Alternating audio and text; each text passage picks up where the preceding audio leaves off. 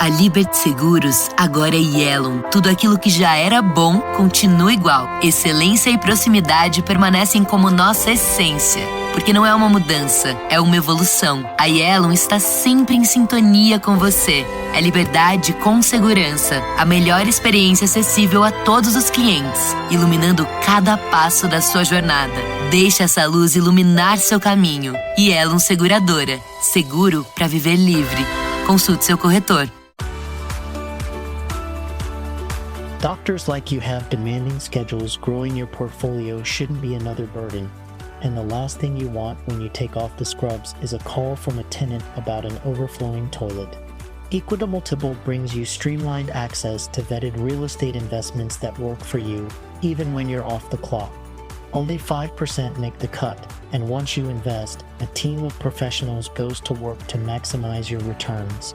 With a minimum investment of just $5,000, diversify outside the stock market with cash-flowing real estate like multifamily, industrial self-storage, and more.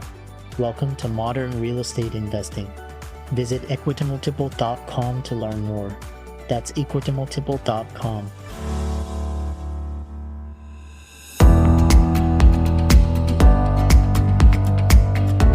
We work hard as physicians to take care of the health and well-being of our patients. But when it comes to our money, do we have the same condition of care? Probably not. Let's change that together. Welcome to the Financial Freedom for Physicians podcast, where we'll fight and advocate for your financial literacy. As always, I'm your host, Dr. Christopher Liu. Thanks for being here. Let's jump into the show.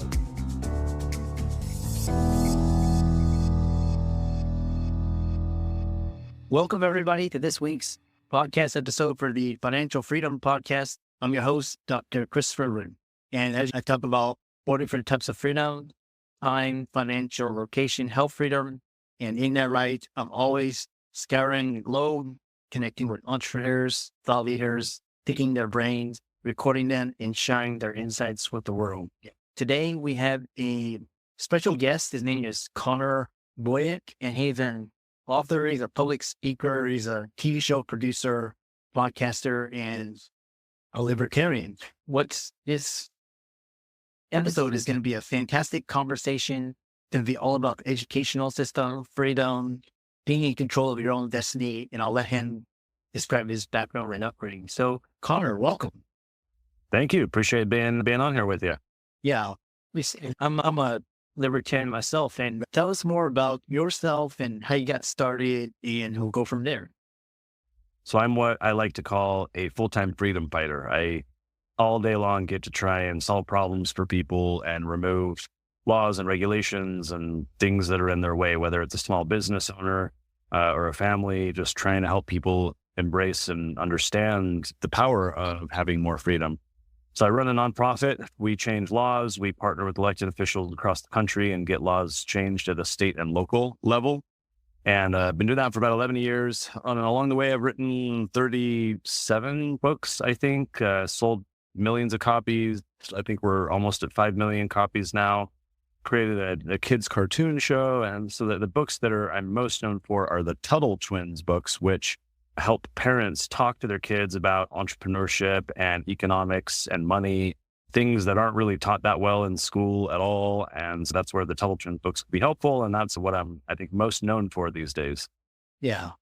Interesting. Because it's quite interesting because I like to talk to individuals such as yourself and really these ideas of freedom, and tell us more about your ideas for talking to your kids about the ideas of freedom. What goes on in those conversations? When I first started figuring out how to do that, I had no clue. I turned to Amazon for help. I figured there's books on potty training and there's books on the birds and the bees. Surely there will be books about entrepreneurship and money and the like. And really came up short. There wasn't really anything great, hardly anything at all. And so that was actually the genesis of us doing these books, was to fill that market void and say, let's actually try and do this.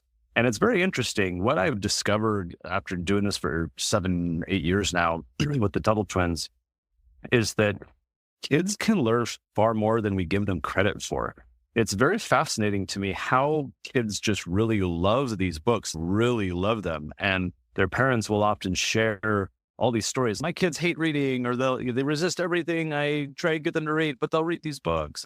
That's happened so many times over the years. And so focus groups and surveys and trying to talk to parents and figure out, why is this happening? Why do kids like learning about this type of stuff? And the leading theory is that, every kid wants to be like a big kid, and every big kid wants to be like an adult. And you have that kind of innate aspiration for, being part of the cool kids club and hanging with the people who are older than you. And so kids have that, but I think a lot of the educational material that they're subjected to meets them at their age.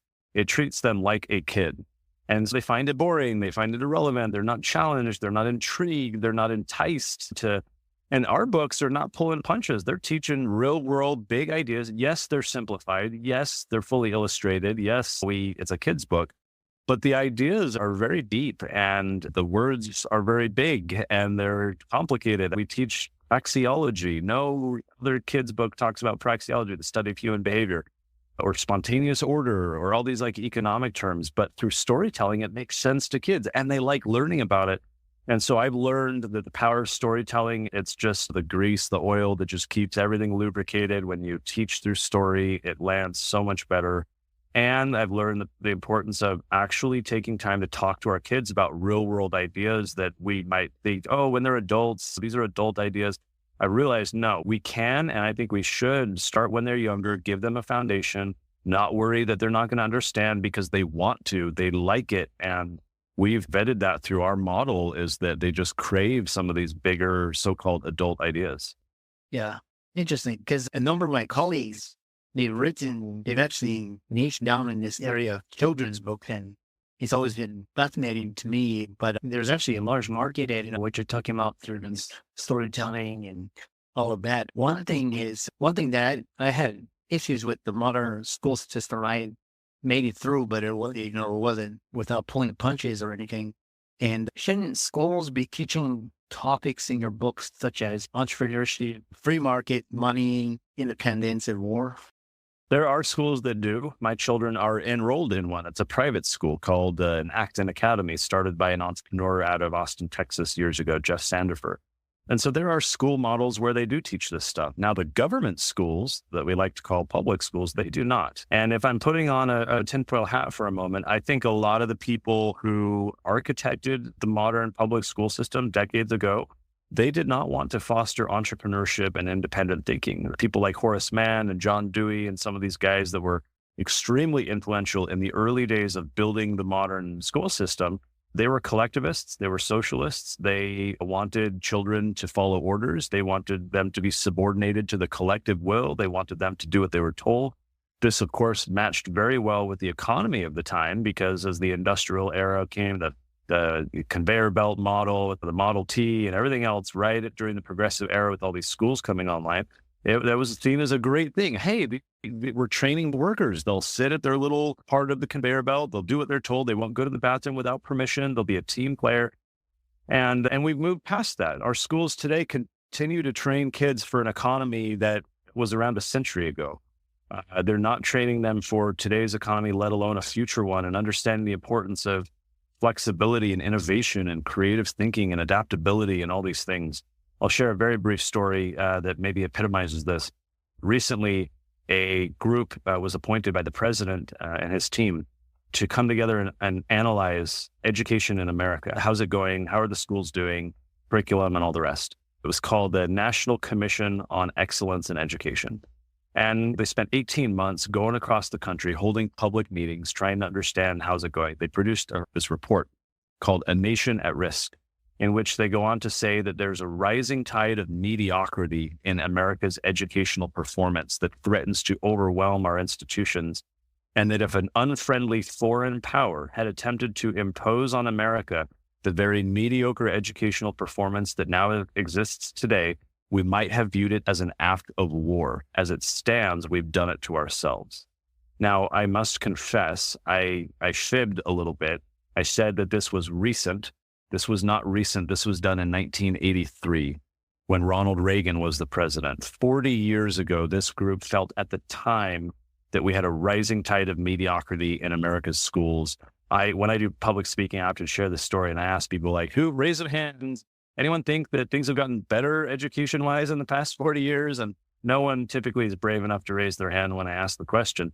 So to me, for families, for your clients, listeners, everyone else who is interested in financial freedom and helping their kids understand these ideas and so forth, my message is we have to take that into our own hands. We have to, whether you're going to put them in a private school or homeschool them or keep them in public school, we have to realize that we can't delegate that to anyone else. These need to be family conversations. These need to be discussions that we read books like the Tuttle Twins or whatever together, but we have discussions. We do it in the home because we can't assume that the school system is going to do it or do it. They're not.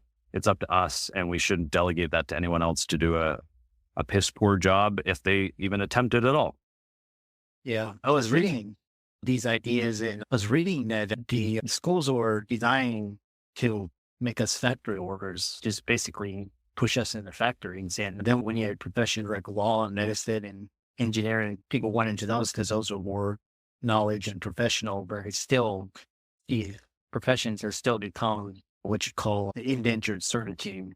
What is interesting, we have to take our financial education in our own hands because it's not taught in schools. They're still teaching us balancing a checkbook, etc. One thing is there's this rising trend of homeschooling. Tell us more about that. We definitely saw this during COVID when everyone was suddenly a homeschooler for a couple of weeks when they shut the schools down. But post-COVID, homeschooling has tripled. There are over 5 million kids in America who today are being homeschooled. This has remained a consistent thing. And I think a lot of parents are very fed up with some of the problems we've discussed. They've seen that the schools are not doing a good job for their children, and they want the best for their children. They want them to rise above and excel and have these wonderful lives and not be stuck drowning in a so-called rising tide of mediocrity that 40 years ago these people observed were happening.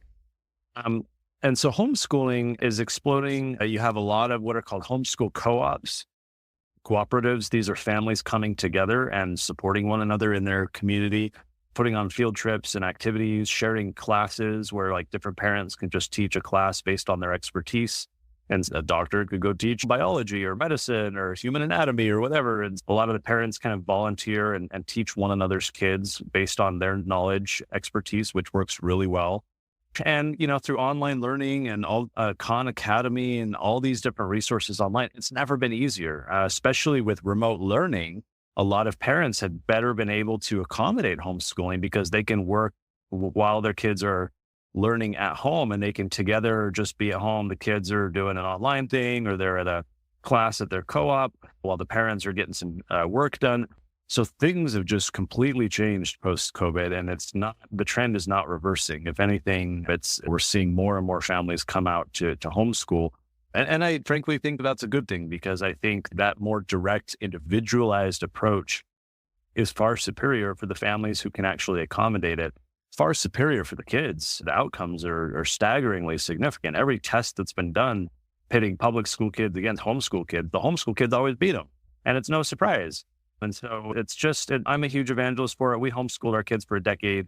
It's something that I think all families should seriously evaluate and consider if they can do it, just because I think it ultimately is going to be better for most kids out there who, especially if you're entrepreneurial or creative thinker, you got ADHD or all these things, right? It's very hard to sit at a desk, memorize what you're told. The mitochondria is the powerhouse of the cell. Okay, big whoop. Maybe a doctor like you needs to know that, right? A guy like me probably never needed to learn that, or the quadratic equation, or all these things crammed in our head. And I was the kid who would raise my hand and say, why are we learning this? And they, put your hand down. It's on the test. That's what. So I think a lot of kids struggle with that model, and homeschooling is just an opportunity for a lot of those kids to thrive in an environment that is better suited to them. A couple questions on homeschooling is, or in terms of college admissions. I know a lot of Gen Z are electing not to go to college because they feel like it's a waste of time and resources. But when you graduate homeschool, do you think admission to some of the more selected colleges, same equal footing, higher rests? What do you? It's mixed. Some universities really welcome and even court homeschoolers. They see them as exemplary individuals who have a little bit more moxie and ambition in a lot of cases than the kids who've just been on a conveyor belt for a decade and are part of the factory system already. So there's schools out there that welcome it and encourage it. There are others that are ambivalent but have created a pathway for it. So, oh, hey, if you're an applicant who's homeschooled, here's what we want to see from you. And there are others that are still stuck in their ways of you must have a high school diploma, but it's mixed. And to your exact point, a lot of homeschoolers elect not to go to college because they homeschooled or their parents homeschooled them because of the resistance to the conveyor belt approach to learning. And so why go back onto the conveyor belt or do that when that's not really your thing? Much like homeschooling is flourishing, so too are alternatives to college, whether it's code camps to learn how to become a programmer, apprenticeships like Praxis, where you can just get right into the job market if you want to do marketing or business development or sales or whatever. Certainly, if you want to be a doctor or a lawyer or whatever, you got to do your time and go through the process. But for a lot of kids, it's the world has never been more abundant with opportunity to explore different pathways that will save them time, money, indoctrination, if you will. And there's a lot of pluses to schools, to college. It's not that I think they're inherently problematic, but as with all things, there are trade-offs and you have to balance those trade-offs. And so my pitch and plea to parents is just let's have an introspective, intentional conversation about what's best rather than just assume, oh, this is what I did when I was a kid and I turned out fine. Things are a little different than they were decades ago. And so I think we owe it to our kids to figure out, is the path we went through really the best for our kids? Yeah. And the other question I had is, even though you have school and these academic programs that are with different intentions and all that, what about, for example, like socialization, learning how to work together, communicate, teamwork, all of that?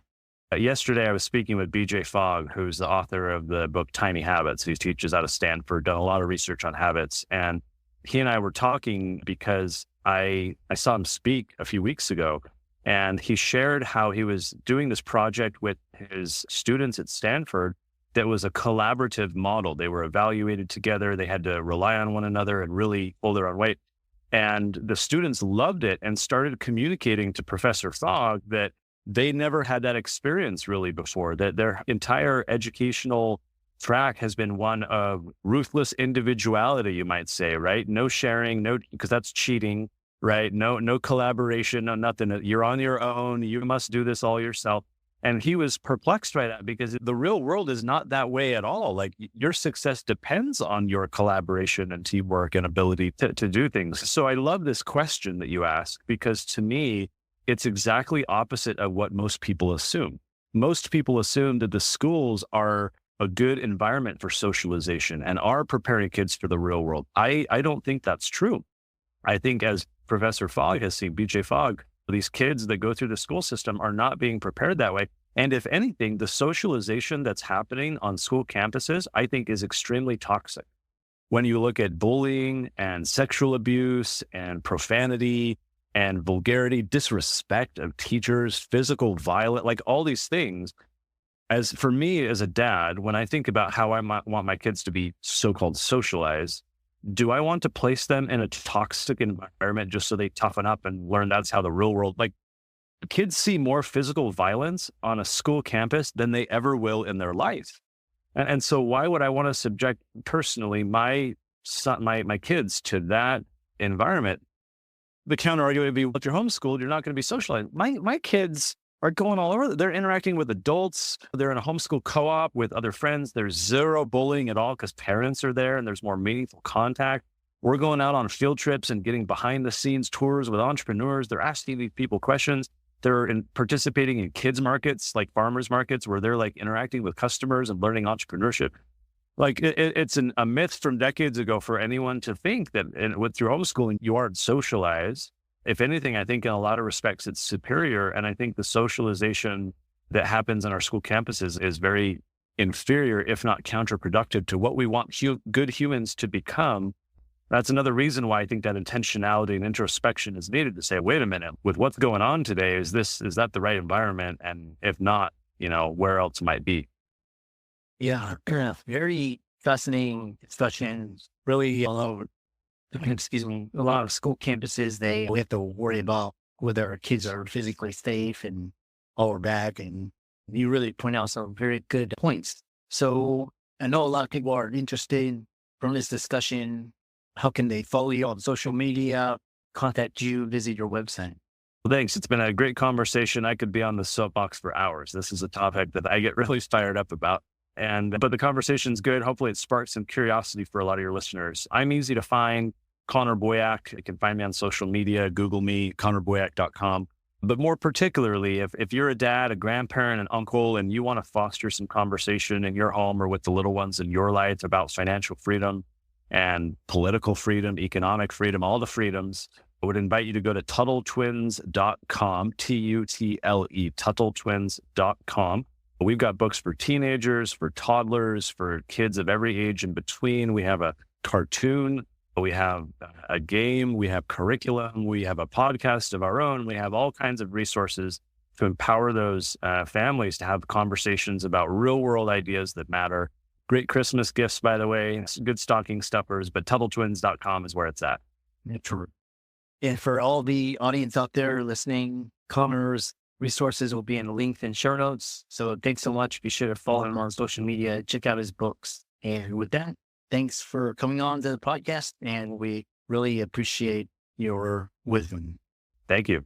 Ready to diversify outside the stock market? Equity Multiple brings you streamlined real estate investing. Access vetted, cash flowing opportunities from anywhere. Start today with just $5,000 at equitymultiple.com. I'm excited that you made it for another episode. You are truly the best. If you've been following the show for a while, you know that my passion is to bring you the education you need to find your path to financial freedom. Please come back week after week for new content, new resources, and great guests. Until then, if you haven't already, please be sure to check out the website, www.drchrislumdphd.com for more support. I'll see you next week.